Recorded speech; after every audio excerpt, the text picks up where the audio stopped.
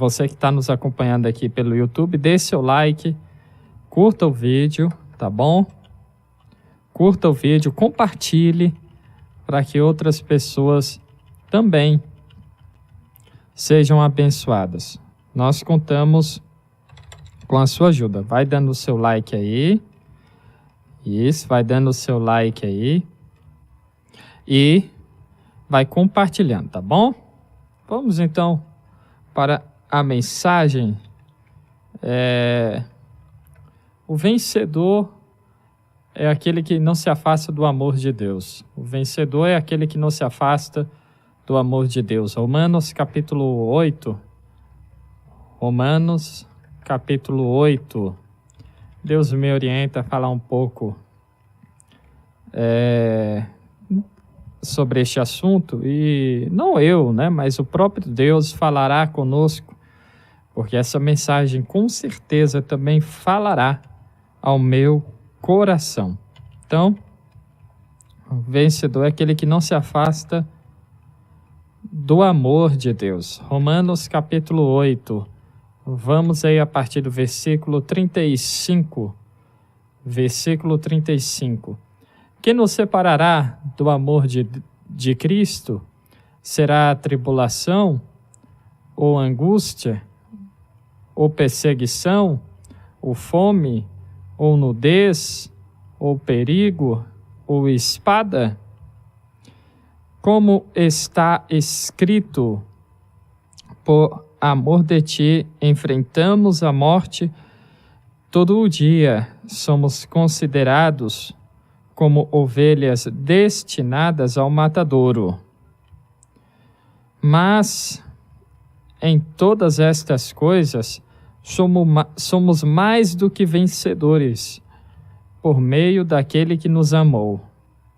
Pois estou convencido de que nem morte, nem vida, nem anjos, nem demônios, nem o presente, nem o futuro, nem quaisquer poderes, nem altura, nem profundidade, nem qualquer outra coisa na criação será capaz de nos separar do amor de Deus que está em Cristo Jesus, o nosso Senhor.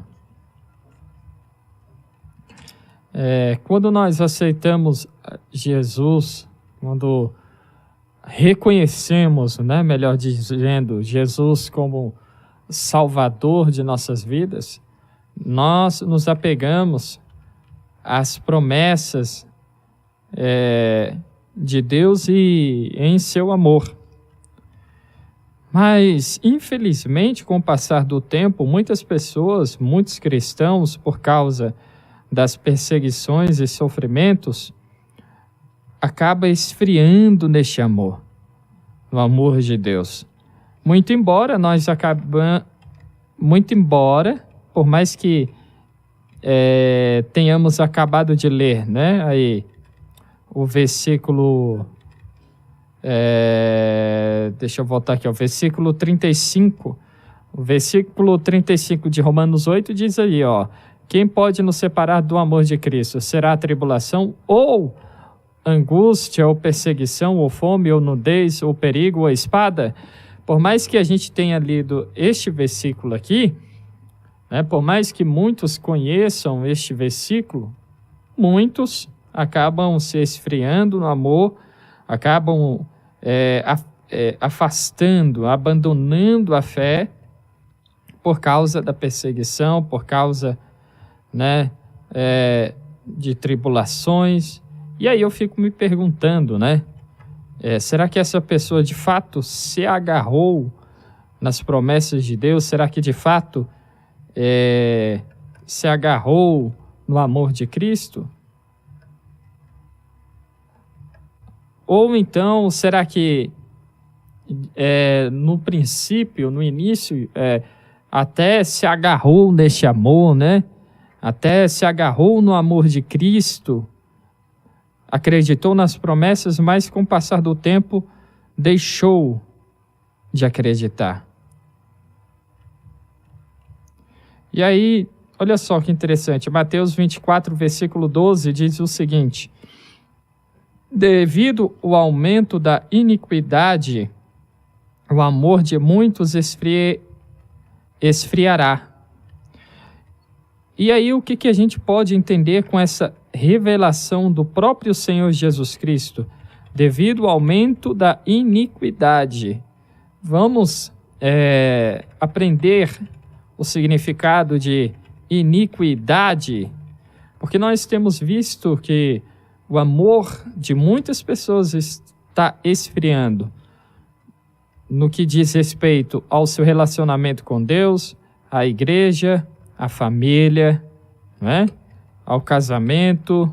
O amor de muitos está esfriando, tanto no aspecto espiritual, né? No relacionamento com Deus, como também para com o próximo, para com a própria família, para com o próprio marido, para com a própria esposa.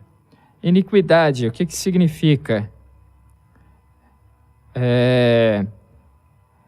O que é injusto, oposto ao que é justo e igualitário. É o que diz aqui o dicionário. E aí ele diz ainda mais: ato ou comportamento contrário à moral, à religião, à igualdade. Comportamento ou ação perversa e maldosa, malevolência. Olha só que interessante.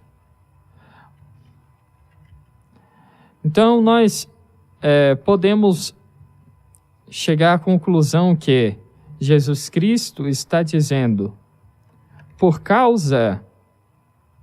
devido ao aumento da imoralidade, devido ao aumento da maldade, devido ao aumento da perversidade do ser humano, o amor de muitos esfriaria. E é o que nós temos visto.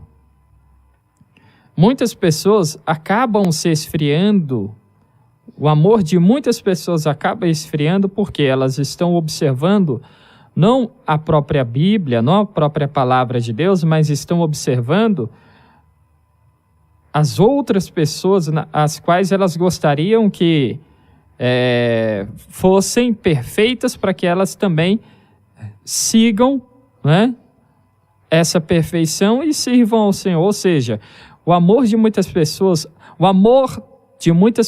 ao Senhor está apegado ao que o pastor, ao que o cantor, ao que o pregador faz.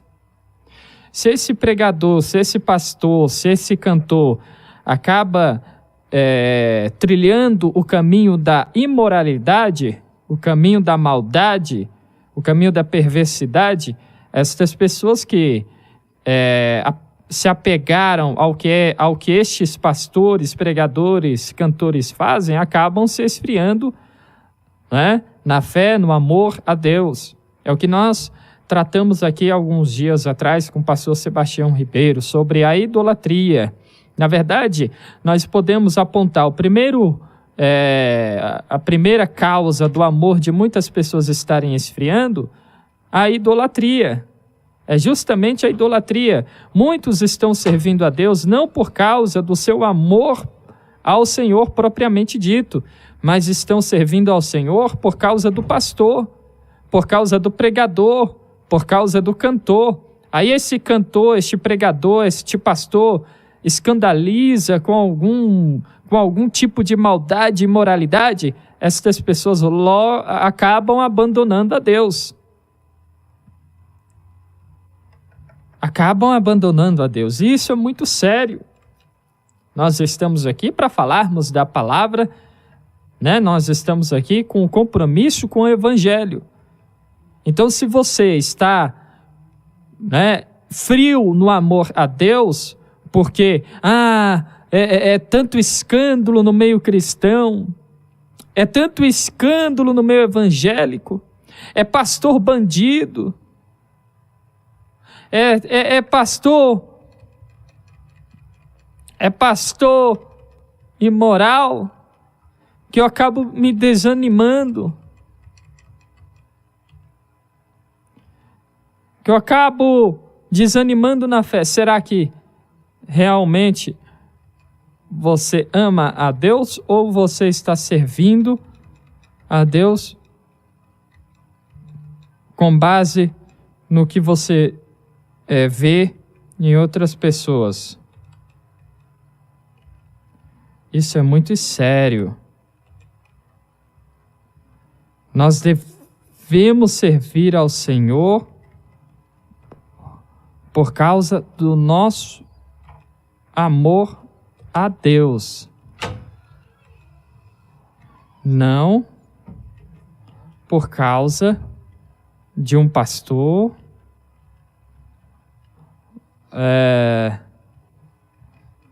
por causa de um cantor. Nós servimos a Deus, nós devemos pelo menos, deveríamos pelo menos servir a Deus por causa do amor a Ele, por causa do que Ele fez a nós. O que Deus fez por nós? Ele amou o mundo de tal maneira que deu seu Filho único, unigênito, para que todo aquele que nele crê. Nós devemos crer em Deus, em Jesus, na palavra dele, e não devemos crer em Deus com base no que as pessoas fazem. Enquanto nós temos bons exemplos humanos, nós servimos a Deus. Quando estes homens e mulheres que admiramos acabam dando mau exemplo, desanimamos na fé. Não podemos viver assim. Nossa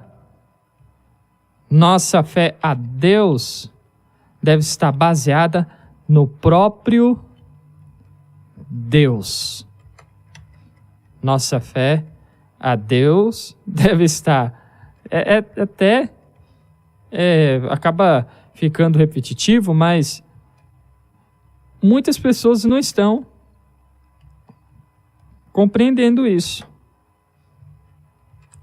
Né? E aí, seguindo aqui,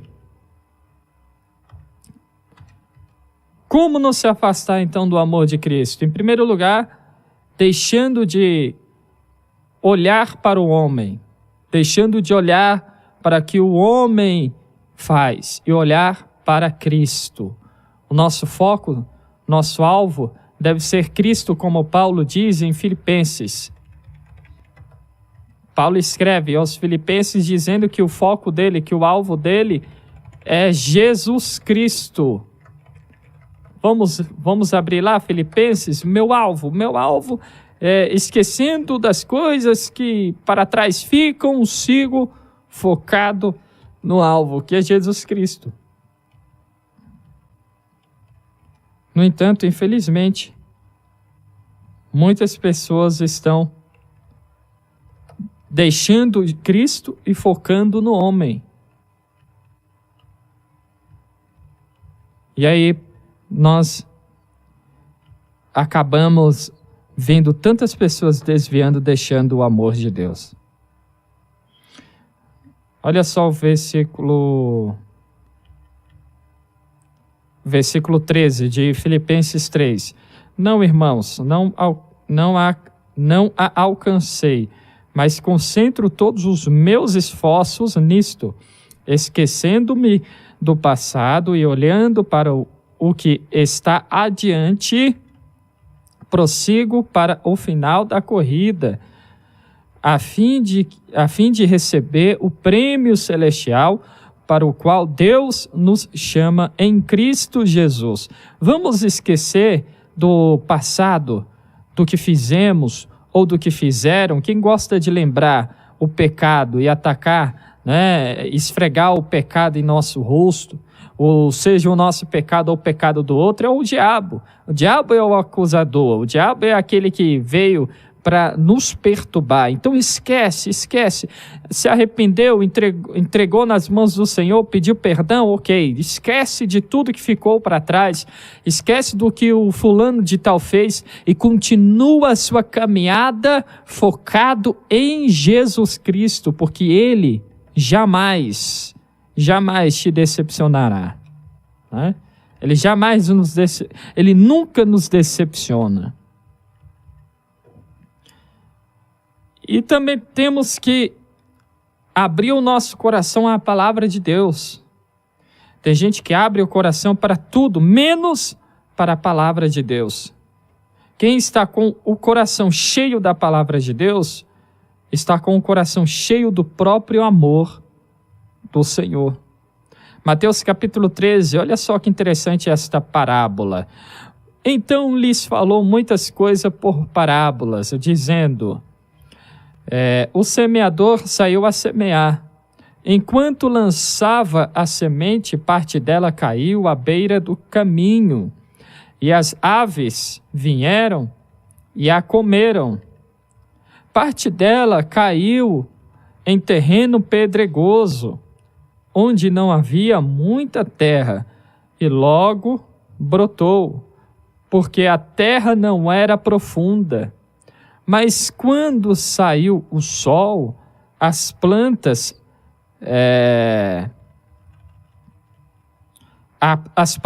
se queimaram e secaram, porque não tinham raiz. Outra parte caiu em espinhos, entre espinhos que cresceram e sufocaram as plantas. Outra ainda caiu em boa terra, deu boa colheita, a 100, 60 e 30 por 1. Aquele que tem ouvidos, ouça. Será que você é esta terra fértil, esta terra boa? Que quando a palavra de Deus vem, ela dá o crescimento e vai se multiplicando, a árvore vai crescendo, vai multiplicando, como diz aqui a palavra, ou você é os espinhos, que a palavra vem e você sufoca com a sua dúvida, com o seu medo, com os seus questionamentos. Que tipo de terra você é? A terra fértil ou a terra que não tem condição de produzir nada? Para que o amor não se esfrie em nosso coração, nós devemos abrir o nosso coração para a palavra de Deus, como a terra fértil que recebe a semente e dá boas árvores, nasce todo tipo de plantação e vai se multiplicando, vai se multiplicando. Tem gente que é impressionante, pode ser a palavra que for, essa palavra não causa efeito por causa de seus questionamentos, por causa de sua dúvida, por causa dos espinhos que está em você. Mas em nome de Jesus, os espinhos que impedem da palavra produzir bons frutos em sua vida, estes espinhos hoje cairão por terra, em nome de Jesus. Dê lugar à voz do Espírito Santo. Deixe que o Senhor produza em sua vida. Remova os seus questionamentos, abra mão dos seus questionamentos, abra mão da sua dúvida, abra mão da sua incredulidade, abra mão dos porquês e aceite a palavra de Deus em sua vida.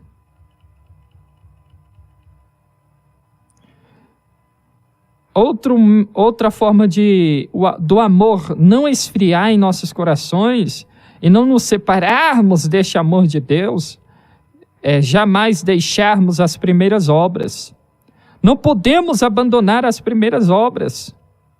Apocalipse capítulo 2, versículo 4 diz o seguinte: contra você, porém, tenho isto, você abandonou o seu primeiro amor. Lembre-se de onde caiu, arrependa-se e pratique as obras que praticava no princípio. Se não se arrepender, virei a você e tirarei o seu candelabro do seu lugar. Tudo na vida, quando você quando fala do primeiro amor, as primeiras obras, é justamente o sentimento de alegria, de empolgação, né? De felicidade, de prazer que você tinha no princípio de fazer a obra de Deus, de evangelizar, de louvar, de cultuar, né? Muitas coisas em nossa vida deixam de ser boas justamente por nós deixarmos de lado, abandonarmos, perdermos, né, este prazer, esta alegria, este amor. Deus tinha contra esta igreja, em Apocalipse capítulo 2, Deus tinha contra eles o fato deles estarem fazendo a obra. O problema aqui não é parar a obra, deixar de fazer a obra, deixar de evangelizar, deixar de pregar. O problema aqui não é esse. O problema aqui é fazer tudo isso, mas sem o amor, sem a alegria, sem o prazer. Deixar que se torne uma rotina, ou fazer com aquele pensamento: se eu não fizer, vão cobrar, né? O pastor vai brigar. Se eu não fizer, eu vou para o inferno. Porque até servir a Deus, não podemos servir a Ele com medo de... Não, vou servir ao Senhor porque senão vou para o inferno. Devemos servir a Deus porque o amamos, porque sabemos que Ele nos amou primeiro e queremos retribuir este amor. Nós servimos ao Senhor porque reconhecemos que sem Ele nós não somos nada. Que sem Ele chegamos a lugar nenhum. O problema não é... O problema aqui não é deixar de fazer a obra. Quem dera se fosse deixar de fazer a obra, porque aí seria um outro caso, seria uma outra coisa, mas não. Estavam fazendo a obra sem o amor, sem o prazer, sem a empolgação, sem a alegria. E muitos estão frios no amor, na fé, por causa disso. Perderam o prazer de estar envolvido com as coisas de Deus. Perdeu o prazer de estar envolvido no evangelismo. Perdeu o prazer, a alegria de estar envolvido com missões, com a pregação do evangelho. Por que muitos casamentos estão com problemas? Por que muitos casais estão com problemas? Porque depois de 2 anos, deixou de praticar o que praticava no namoro, no noivado, né? Deixou de praticar o que praticava no primeiro ano de casamento. Por que muitos casamentos não chegam no 3º, no 4º, no 5º ano? Porque depois do primeiro ano, vai empurrando tudo com a barriga. Né? Se eu fizer uma vezinha na semana ou no mês, está tudo certo. O importante aqui é lavar, deixar tudo certinho, a casa limpa, e a alegria de estar junto, de dizer eu te amo, de, né, planejarem, sonharem junto como planejava no namoro, no noivado, no primeiro ano, acaba. E é por isso que muitos casamentos acabam, porque o amor vai esfriando.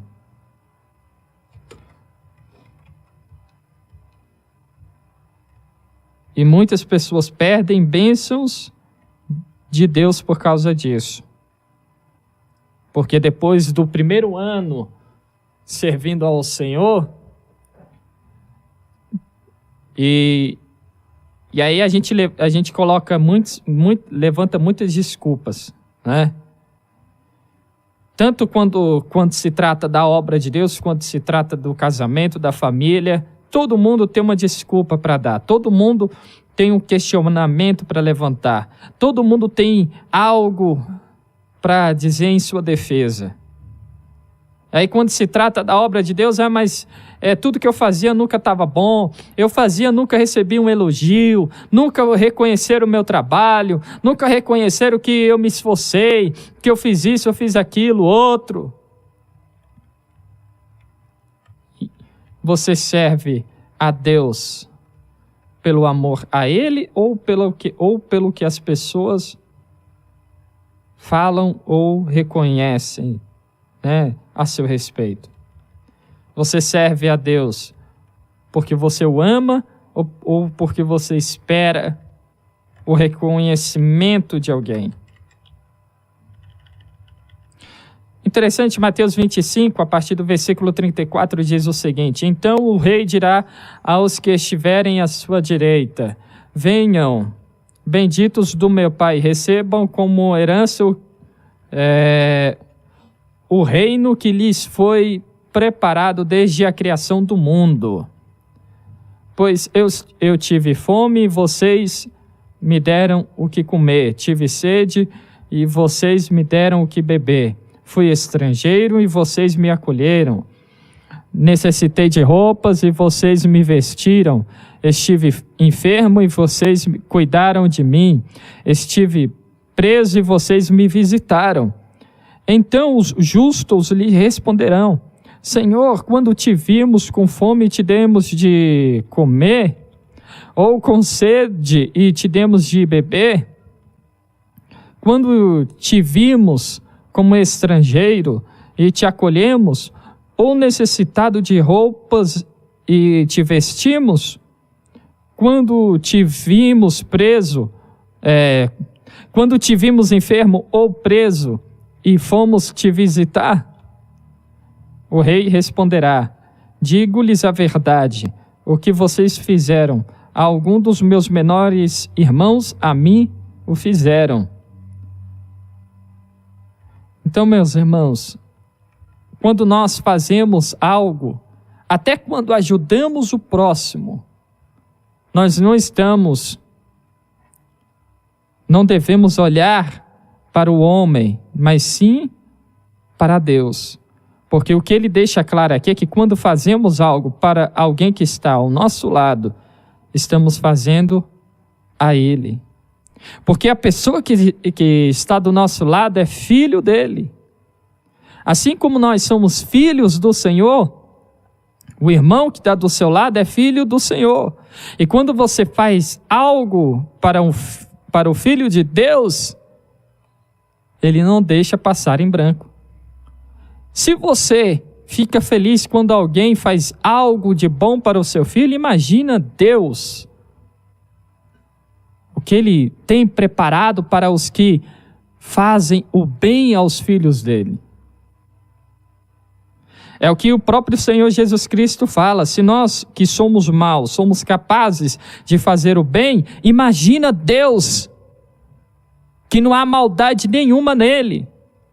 O que Ele pode fazer a você pelo fato de você fazer o bem ao seu próximo. E eu vi um pastor dizendo essa semana o seguinte: quando nós fazemos o bem dentro de casa, dentro da família, quando fazemos o bem dentro do casamento, quando nos esforçamos para que a família dê certo, para que o casamento dê certo, nós estamos não só fazendo o bem para nós mesmos, como também estamos fazendo o bem para um filho de Deus. Quando cuidamos bem dos filhos, não estamos criando boas pessoas, como também estamos administrando, cuidando bem da herança que Deus nos deu.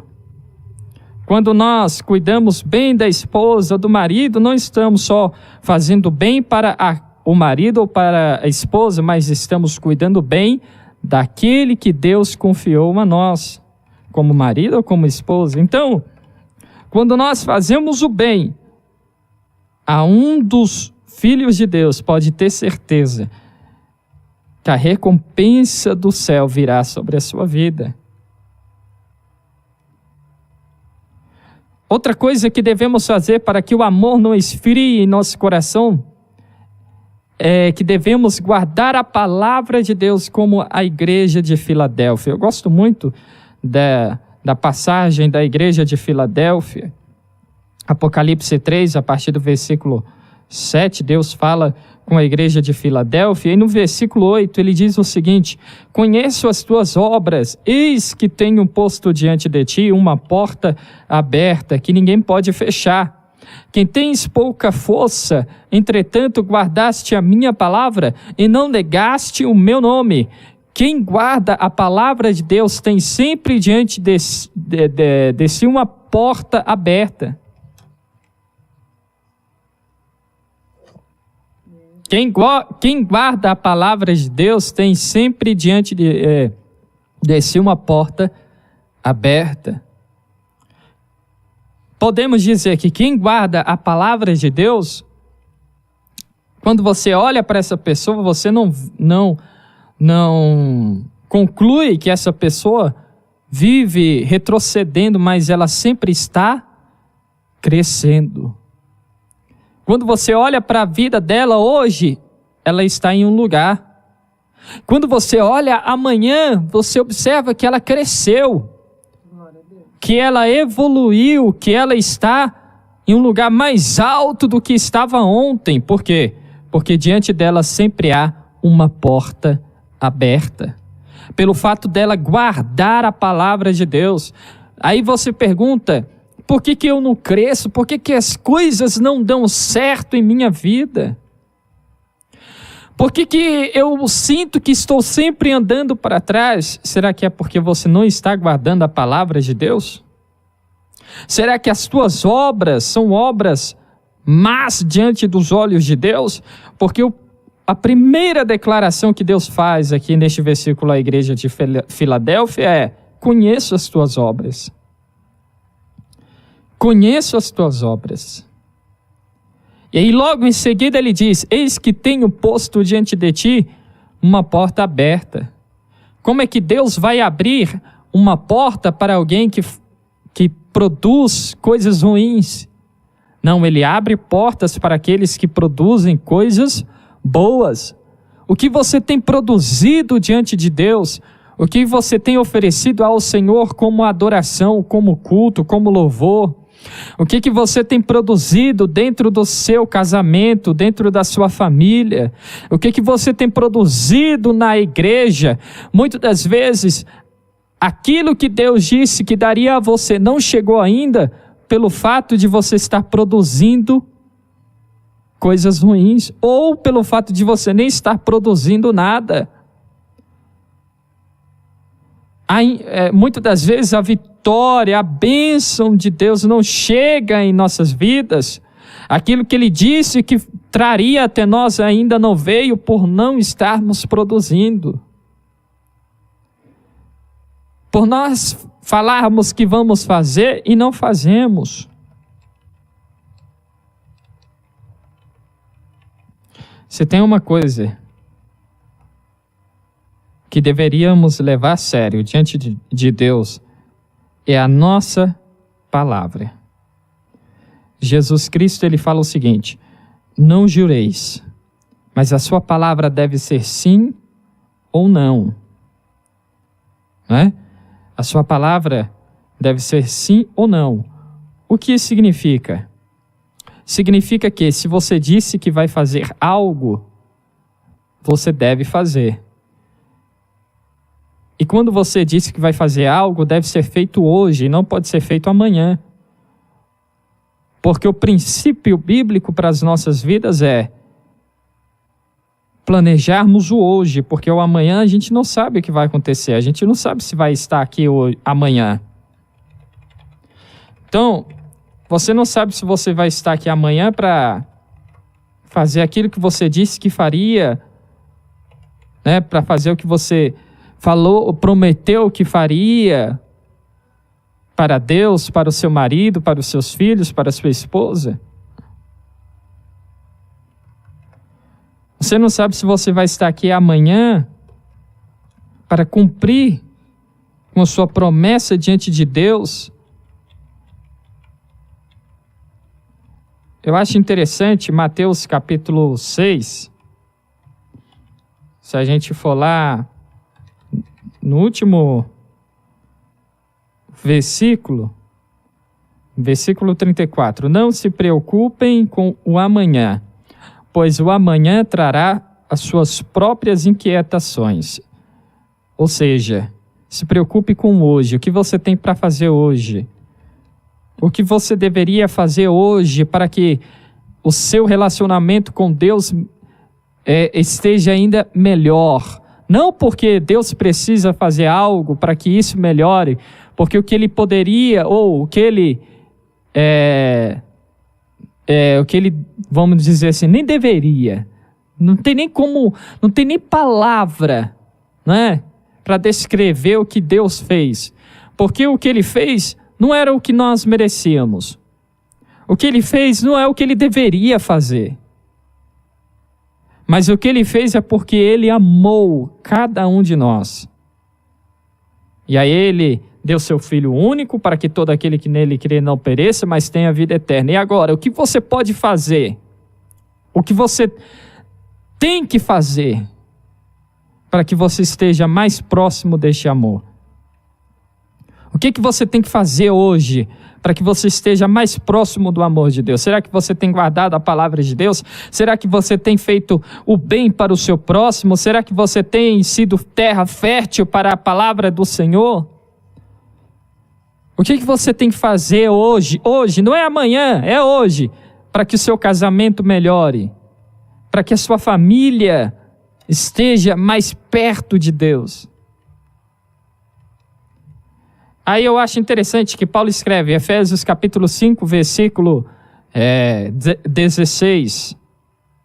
Aproveite toda a oportunidade, porquanto os dias são maus.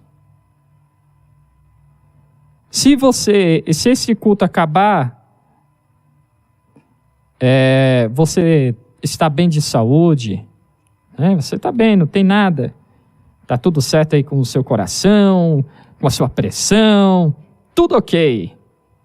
Você pode até falar, não, pastor, eu já fui ao médico este ano, disse que minha saúde está boa, está tranquila.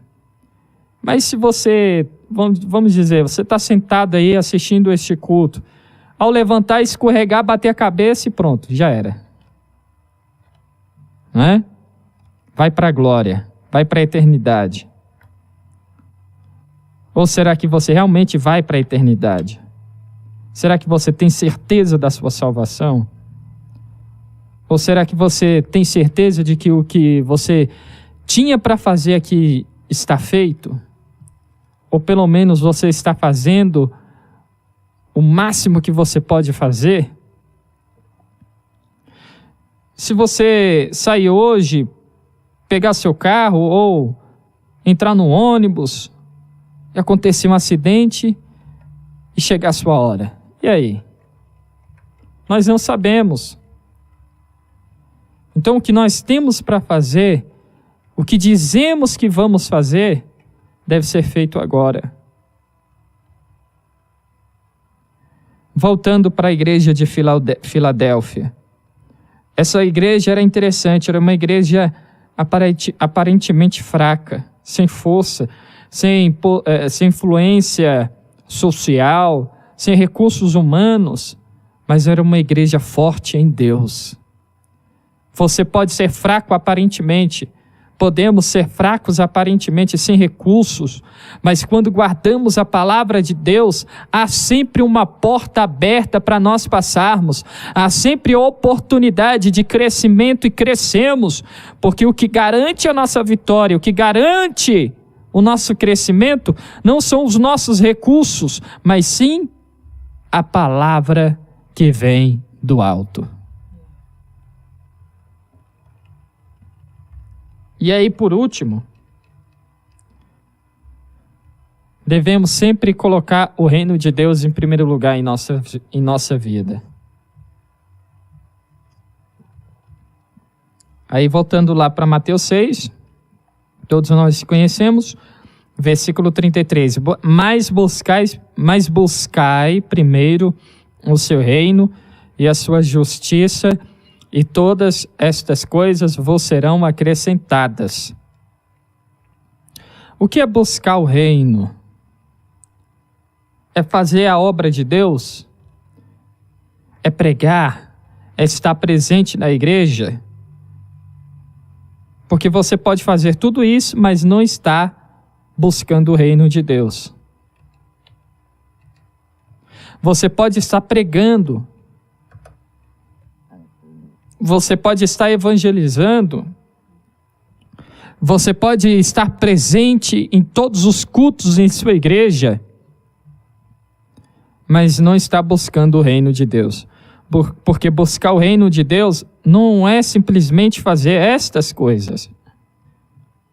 Quando ele diz, mas buscar em primeiro lugar o seu reino e a sua justiça. Vamos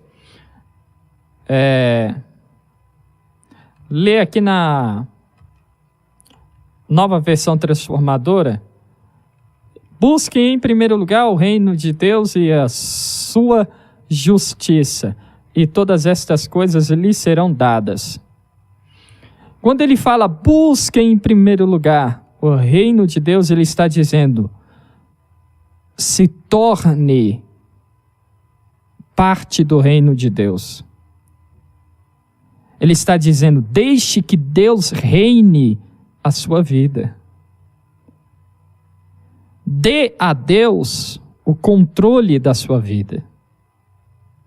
Dê a Deus a administração da sua vida.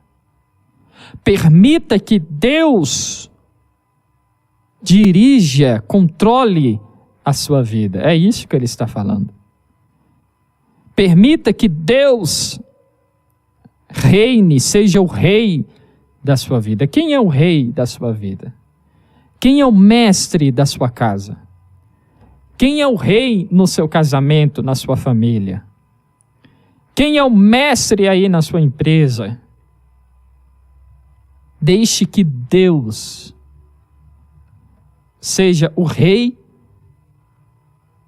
da sua vida, o mestre da sua vida. Eu acho interessante,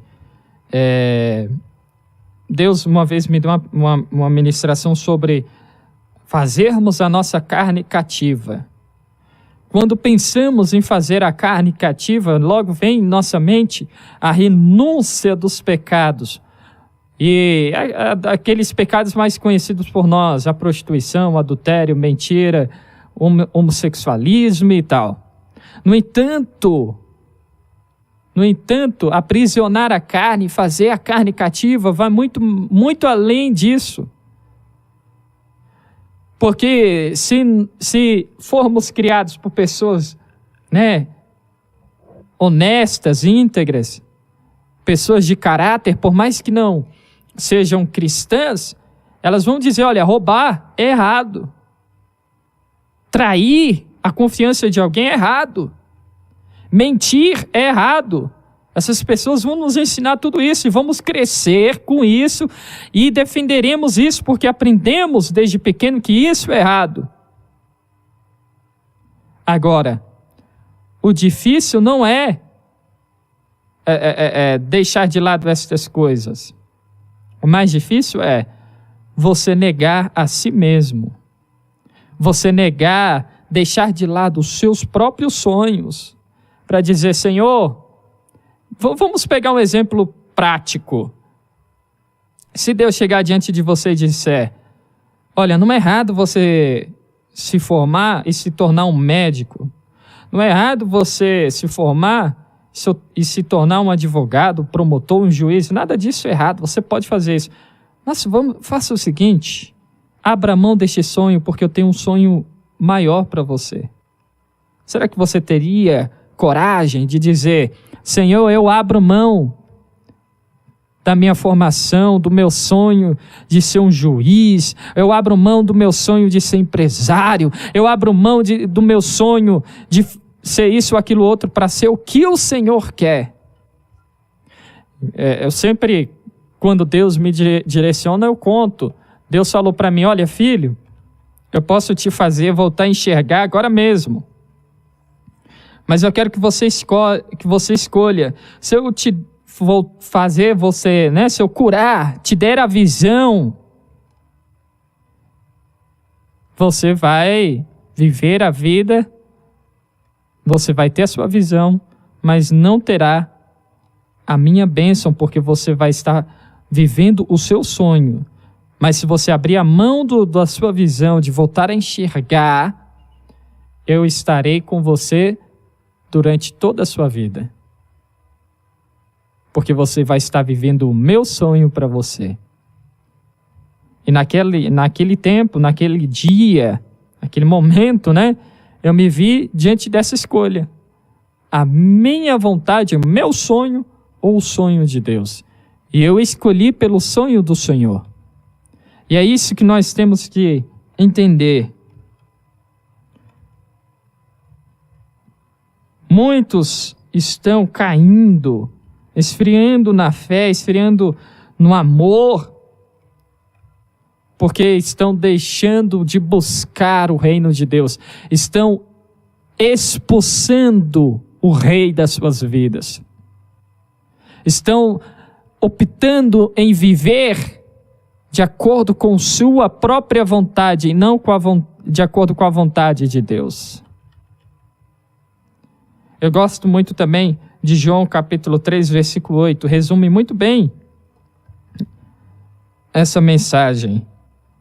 O vento sopra, a gente escuta a voz dele, mas a gente não sabe de onde ele vem nem para onde ele vai. Assim deve ser a vida do cristão, dirigida, controlada pelo Senhor. Administrada pelo Senhor. E o interessante, em movimento constante, mas um movimento do céu e não um movimento da terra. Amém? Que Deus abençoe, espero que Deus tenha falado ao seu coração com esta mensagem. Glória a Deus. Meu microfone está caindo aqui. Glória a Deus e aleluia. Que nós possamos voltar sempre ao primeiro amor, né? Todos os dias. É tão bom que a gente faça as coisas, tudo, né? Tudo para o Senhor, tudo para nós, na nossa família. Que a gente faça as coisas com amor. Com esse amor que vem do Senhor. Glória a Deus por isso. Nós temos que agradecer a Deus pelas oportunidades que nós temos de ouvir a voz dele. Ele ensina, ele nos amou primeiro mesmo, né? E não desiste de nenhum de nós. Vamos orar em nome de Jesus? Senhor Deus, Pai, Tu és tão maravilhoso, obrigada, Senhor. Obrigada, porque tudo que nós precisamos o Senhor nos dá. Louvado e engrandecido seja o Teu santo nome. Pai, eu quero colocar nas Tuas mãos os pedidos de oração que foram chegando aqui por último. A irmã da Ana de Fátima, que ligou para ela necessitando de oração. Pai, nós não podemos estar em todos os lugares. Não podemos, Senhor, fazer... A gente não dá conta de fazer nem metade do que temos que fazer. Mas sabemos que quando apresentamos o pedido de cada irmão, o desespero de cada irmão, o Senhor faz o Teu mover. Grandes coisas acontecem. Que bom, que maravilhoso é poder contar contigo, saber que o Senhor é o Deus de milagres. Pai, nós não sabemos o que está acontecendo na casa dessa irmã. E eu também, Senhor, lembro de orar agora por uma irmã, a Luciana, que disse que ontem tinha o último pacote de macarrão para fazer. Senhor, para toda uma família. Pai, a gente se compadece e a gente gostaria de poder ajudar, de poder fazer, mas como não podemos, o Senhor é o Deus do sobrenatural. Pai, vai aonde tem alguém aflito, pessoas que até não são familiares, são amigos nossos, mas pessoas que até não viram esse culto, não ouviram essa palavra ainda. Pessoas que têm pensado em desistir por conta do peso, da dor, do sofrimento. Pai, pessoas que é muito triste, a gente vê muitos que não são cristãos, a gente se entristece, mas a gente sabe que nós estamos aqui de pé para fazer a obra, para pregar a palavra, para apresentar o Senhor a essas pessoas. Agora, Senhor, nós também estamos orando por pessoas que são cristãs e estão morrendo, estão anêmicos espiritualmente, chegando numa UTI espiritual, por assim dizer. Pai, misericórdia, usa de misericórdia, fortalece esse povo, renova esse povo e que nós jamais venhamos estar nesse lugar, Pai, nesse lugar de morte espiritual, de tristeza, de frieza. Meu Deus, é o que nós te pedimos, que a palavra venha fazer efeito em nós, venha ecoar nos nossos corações, na nossa mente, para que nós possamos sempre passar os nossos dias, a nossa vida, até que o Senhor volte para nos buscar, mas que nós possamos passar a nossa vida glorificando a Ti, sentindo, vivendo, Senhor, esse amor, porque a gente sabe que é amado, mas a gente precisa dar amor também, e é por isso que nós oramos. O Senhor tem falado conosco para nos despertar. Então, Senhor, fica mesmo conosco. E desde já, nós te agradecemos pela vitória, pelo socorro que o teu povo vai receber, Senhor, de ti. Louvado, engrandecido seja teu nome. Assim nós oramos, te agradecemos. Em nome de Jesus. Amém.